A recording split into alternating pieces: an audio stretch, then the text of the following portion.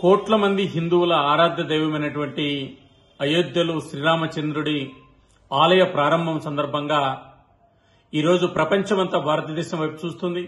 ఈ దేశంలో ఉన్నటువంటి 140 కోట్ల పైబడి ప్రజలందరూ మతాలు కులాలకు సంబంధం లేకోకుండా రామరాజ్య స్థాపకుడైనటువంటి శ్రీరామచంద్రుడిని ఆరాధిస్తారు, పూజిస్తారు, వారి ఆలోచనను ఆచరిస్తారు. ఈ సందర్భంగా ఒక పవిత్రమైనటువంటి పూజా కార్యక్రమం సందర్భంగా ఈ దేశంలో ఉన్నటువంటి అందరూ అందులో భాగస్వాములు కావాలని భారత ప్రభుత్వం సెలవు దినంగా ప్రకటించింది.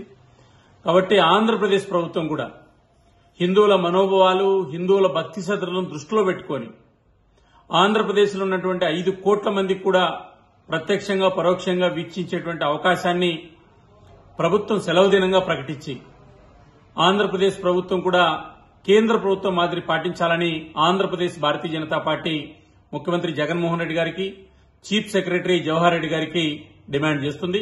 తక్షణ సెలవు దినంగా ప్రకటించాలని బీజేపీ కోరుతుంది.